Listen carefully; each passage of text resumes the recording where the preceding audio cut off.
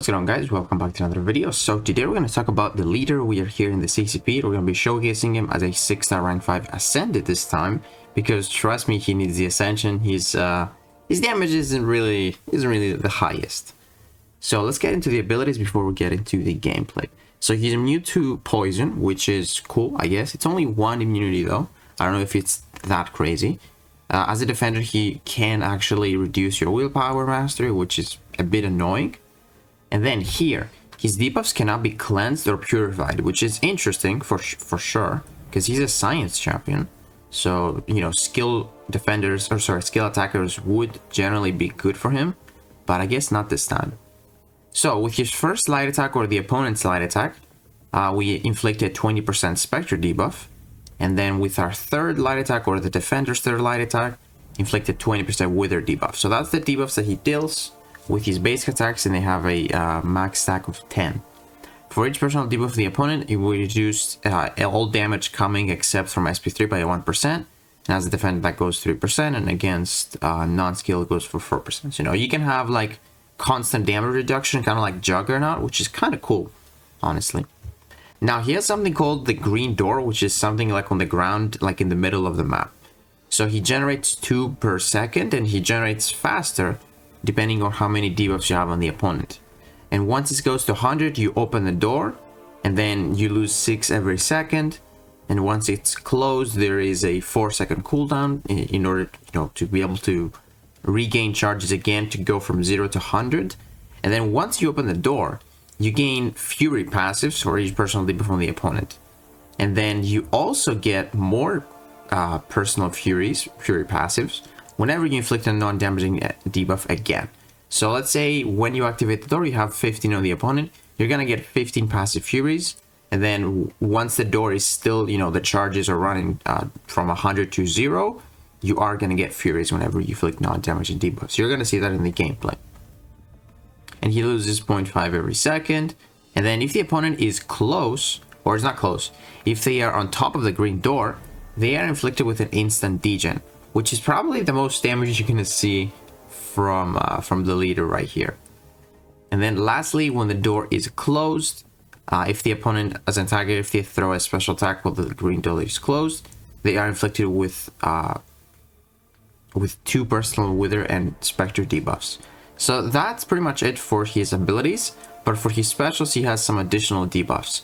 So with his SP1, you inflict Spectre debuffs with each of his hits. I think it's like 4 hits. And the final hit, if the opponent regen rate is below or 0%, you inflict a 25% Vitality passive, which is basically increasing their healing abilities. So you want to throw this special when the opponent tries to heal, you are going to increase their healing, and then thanks to the Spectre debuffs, you're actually going to reverse it like crazy.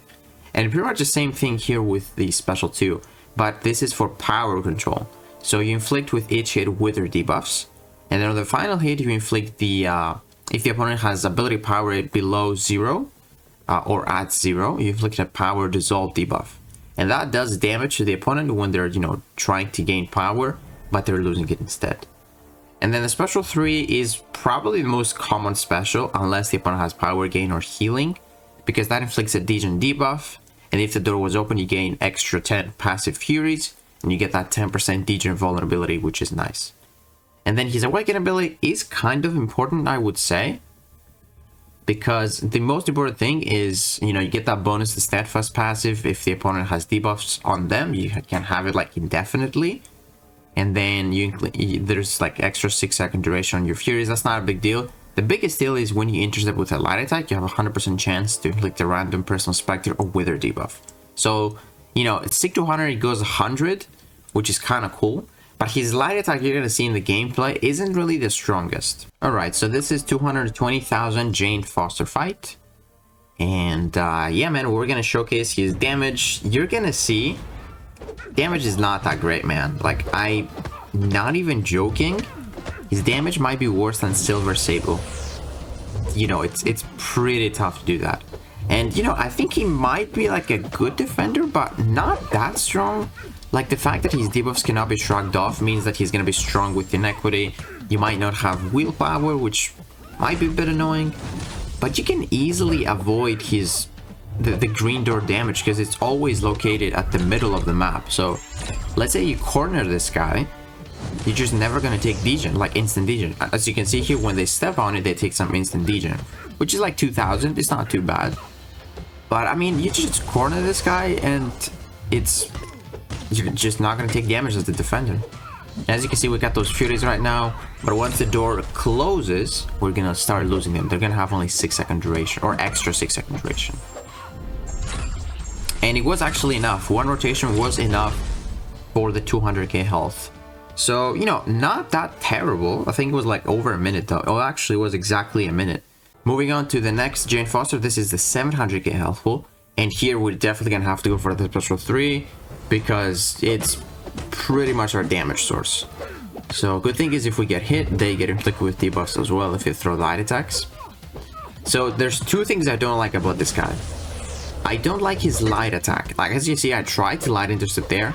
It's just pretty weak. It's one of the worst I've seen. And having abilities when you need to like light intercept with having like a really bad one isn't the best thing ever. And then the last thing is you need to be in the middle of the map for the whole fight if you want to deal damage. Like, thankfully our special 3 doesn't push them like far. It actually keeps them like the middle of the map, but you just have to maintain that distance. It reminds me of like what's his name, Arcade. But at least with Arcade you can remake the trap. You can re-trigger it if it's in the middle. You can re-trigger it in like the corner. So I don't know, man. Like, you can see we have some like okay damage, but then the damage is just gone. The green door is done now, and now we just need to rebuild our 100 buffs or 100 charges. Thankfully we have a lot of debuffs, so they actually go up by pretty fast. But I have to maintain this, you know, this distance right here. So it's not the best. It's a bit stressful, and this is like a very simple fight with no nodes. Like, imagine with nodes, it'd be too difficult. But at least when they're actually on the door or close to it, they are aggressive. So they kind of like dash on your intercepts, which is kind of cool. But as you can see, this is my second special 3. I get those nice furies. And remember, this is actually 6 rank 5 ascended. It's not just rank 5 like I usually do, because this guy, like, man, he just needs it so much. Like, as you can see, I'm trying to like have her in the door, just dashing back and forth, and the door is gone now. So we got 45 passive furies, and we're hitting for 2000, man. We're hitting for 2000 with our light attacks. We couldn't even deal 1% with our special 2 there. So, like, yeah, I don't know, man. This guy's damage is just... It's not great, man. Now I want to showcase his utility with the SP1 and the special 2. So, this is going to be a 3-star the leader. And I want to showcase this Realm of Legends fight in Wolverine. I want to showcase this nice heal reversal that he can have. So try and do those light attacks. As you can see, he got inflicted with 2 of each debuff right there when he threw the special. When he's stepping on the door and it's closed. So that's 2 extra specters. And then we inflict 1 with our light attack, the first light attack. And then my special 1 is going to inflict more specter. And also this vitality, I think it's called, which basically increases his healing. But because we're reversing it, it's a good thing. So look at that, man. Really good, really good reversal right there. He's just melting. So you don't even need to have anything here. Just need to have a 3-star. It works. So his heal reversal is strong. I can give him that for sure. Now this is the Evil Hyperion. I think he's like 5.4. I'm not too sure. He's got massive power gain. You know, it's not going to be the most impressive fight because this guy has a ton of power. And we can't really reverse the power too much. But at least we can maintain it. You know, we can stop it from going like too crazy once we stack a lot of withers and go for a special 2. So the good thing is, like I said, when he's close or stepping on the door, he is a lot more aggressive, so he's more likely to throw specials. And he does, actually. It actually works. It's one of the best things this guy has. So we got 6 withers right now. As you can see, the power gain is really high, and it goes higher, even higher because of the nodes this guy has. But now we throw the special 2, we got 10 wither, and this is the power leak debuff. And as you can see, we are maintaining it. Like, he only gets power when we're hitting him, doesn't gain with his power gain or anything. Pretty good stuff. But I think at some point, because he gains more bars of power, it is gonna increase a little bit. Like, yeah, he's slightly getting more power, as you can see. But it is definitely is manageable. Throw that special 2. It's not the fastest, like I said, it's just not the fastest. Like, if you don't go for a special 3, it's just gonna be a normal fight. Normal fight with silver sable damage or even worse. Like, his basic attacks are just not it. So yeah, what is my opinion on the leader? I don't know how strong he's gonna be on defense. I doubt he's gonna be a problem. Like, I feel like you just push him to the corner and you're fine. The only slight problem you might have is his SP1 kind of covers a lot of distance. And he might sometimes push you to like the middle of the map. But I don't think that would be a big issue because it's also in like an easy outrangeable special 1. So yeah, I don't think he's gonna be a big defender. And as an attacker, he clearly doesn't do much. Like, maybe I'll use it for heal reversal, maybe for power gain. But if you want to use him outside with those 2 scenarios, you have to go special 3, which is immediately so slow for something like PGs. So yeah, I don't know if the leader is that great, man. Like, you guys can let me know in the comments what do you think about him. I think he is pretty bad, and like his utility is cool. Like, it's power control, heal reverse, heal reversal. He also has poison immunity, but that's pretty much it. Like, he can kind of make the opponent a bit aggressive. Yeah, there's just not too many things. Like, if this guy had like tons of utility and his damage was bad, I was gonna be like, okay, that's why they didn't make his damage good. But yeah, I think they need to make those Fury passives just slightly stronger, man. This guy needs some love.